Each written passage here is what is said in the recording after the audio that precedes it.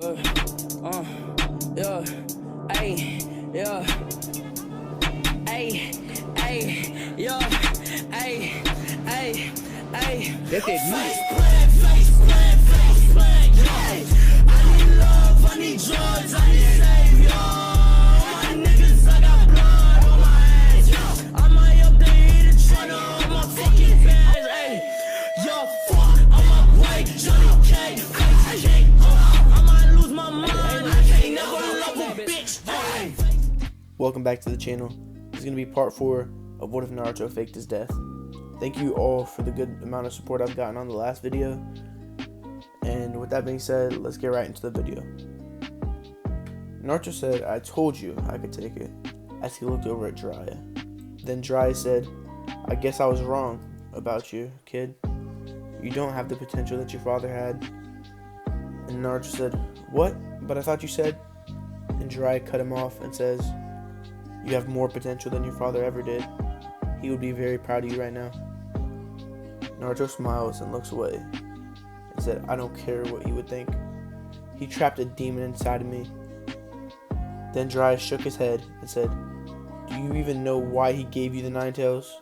Naruto said, "No, why did he give it to me?" And Jiraiya said, "He knew that you would be strong enough to carry the burden of being outcasted. He knew that you'd be able to turn your life around and eventually be loved by all." Naruto's eyes teared up and he said, "There's no way that he would have known that." Then Jiraiya said, "Yes, he did. He knew that you would be able to go through it. Your father was a smart man and a great Hokage." Hidan returned to the Akatsuki with Data's lifeless body over his shoulder, and he drops him in the middle of the room and calls for Pain. Pain enters the room and says, "What happened? Why is Data dead?" And Hidan said, "The boy, he was with one of the legendary Sannin, Jiraiya." And Pain says, "So my sensei is helping the brat? We have to take him out before he gets that kid to the top of his potential. If Jiraiya is training him, he will get strong fast." Then Hidan said, "It's going to be harder than you think. The kid is already strong. He killed Data with one attack, so we can't underestimate him." Then Pain said, "What about the other tailed beasts?" And Hidan said, they weren't with him. They might still be at the Leaf Village." Then Pain said, "I'll go to the Leaf and get them back." Then Pain said, "Itachi, come with me. Your genjutsu could be useful." So Pain and Itachi headed off towards the Leaf Village. Back at the Leaf Village, the Jinchurikis were just walking around the village. And Shikamaru walked over to Gaara and asked him, "Why did all you come to the village?" And Gaara said, "A group called the Akatsuki are after us, so Jiraiya brought us here, so we would be safe." And Shikamaru said, "Why do they want you guys so bad?" And Gaara said, "Probably so they can get their hands on the tailed beasts." And Shikamaru said, "So won't they come after you, even if you are here?" Then they heard a large crash, and Pain and Itachi walked through the village gates, destroying everything in their path. Then the Jinchurikis tried to fight to protect the village, but before they could attack, Itachi looked over at them and put them all under genjutsu, and made them go back to the hideout with them. As they were leaving, Pain said to Itachi, "I'm glad I brought you along, or they wouldn't be alive right now." And Itachi said, "So what's our plan with these guys?" And Pain said, "We're going to extract all the tailed beasts from them, then we're going to revive the 10 tails and take over the shinobi world. But now we need to get our hands on the 9-tailed Jinchuriki." Back at Mount Miyaboku, Naruto was laying down on the ground, gasping for air and clutching at his chest. Then Jiraiya walks over to him and looks down at Naruto, said, "You have to stop pushing yourself so hard, or you won't make it through this training." Then Naruto said, "I'm going to master Sage Mode. Then I will prove to everyone that I am not just a beast. I will show them I am a person they can depend on." Then Jiraiya said, "Speaking of the village, we should go see how they are doing. We have been up here for a while." Then Naruto said, "Okay, let's go." And they headed off to the Leaf Village. On the way there, Jiraiya said, "So are you planning on coming back to the village after the Akatsuki situation is over?" And Naruto said, "I think I am. But It just depends on how I'm treated. And Jiraiya said, yeah, they should treat you better if you take care of the Akatsuki. And Naruto said, yeah, that's true, but they might still be scared of me. Jiraiya said, plenty of people will be scared of you, but you're the child of prophecy, so don't worry about it. Then Naruto said, I'm what? Jiraiya said, nothing, don't worry about it. When they reached the Leaf Village, they noticed half the village was gone, and they found Hiruzen to ask him what happened. He said Itachi and Pain of the Akatsuki attacked the village and took the Jinchurikis. Then Naruto said, how could you let this happen? He was filled with rage and his body was covered by Kurama's ominous red chakra. And Hiruzen looked into Naruto's eyes and seen pure hatred. Jiraiya then calmed down Naruto and said, if we keep training, then you'll be strong enough to take them on. Then Kurama said to Naruto, we don't have enough power to take on someone with the Renagon, and someone as skilled as Itachi. Then Kurama said, if you fought Itachi, then you wouldn't be able to use me, because he can control me with his Sharingan. Then Naruto said, what else can we do then if I can't use you? And Kurama said, you can use your Sage mode, but that won't be enough. Then Kurama said, there is one more thing I can think of. Naruto said, what is it?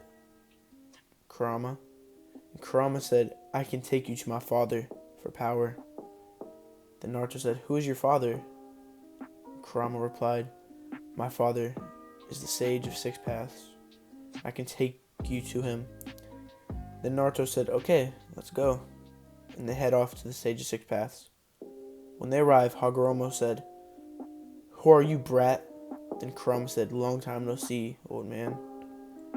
And Hagoromo said, is that you, Kurama? Kurama said, yes, it's me. This is my Jinchuriki, Naruto. Hagoromo says, what brings you all the way out here? Kurama said, the other tailed beasts are in trouble, and I need your help. Can you give the boy some of your powers? Hagoromo says, how will I know if he's worthy?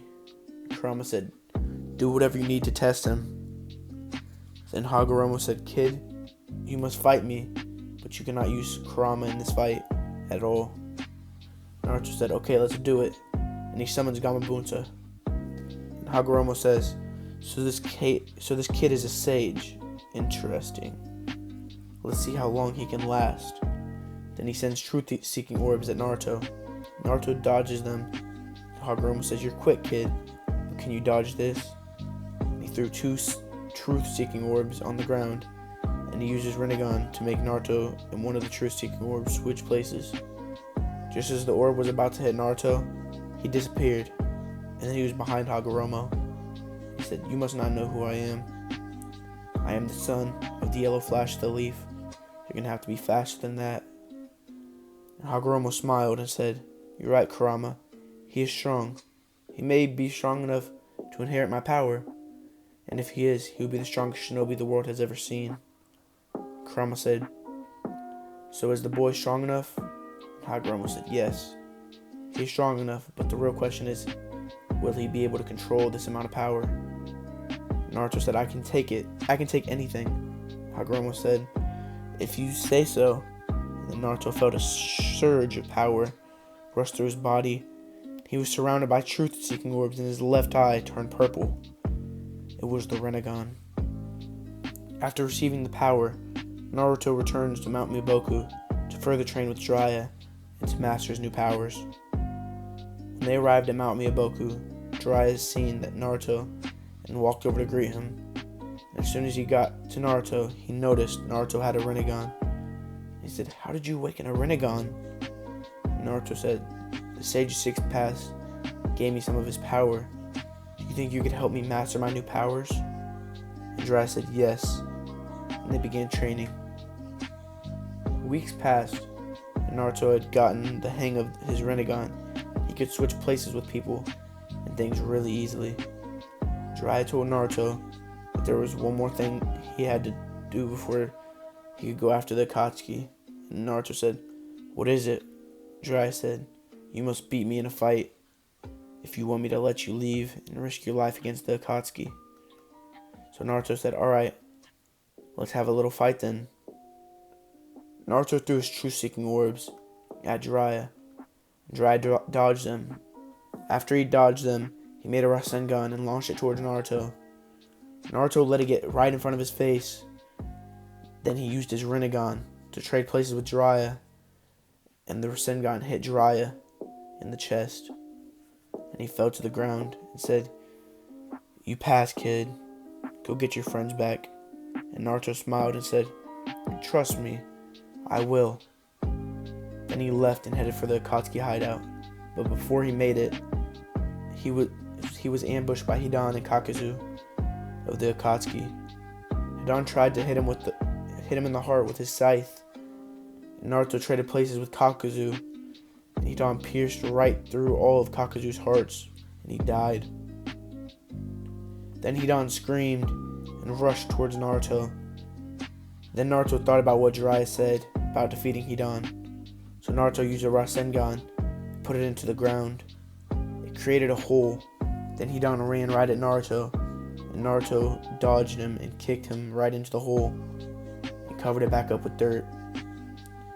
Then Naruto finally made it to the Akatsuki hideout, and as he entered, he seen Itachi in pain, extracting the tailed beast from the Jinchurikis.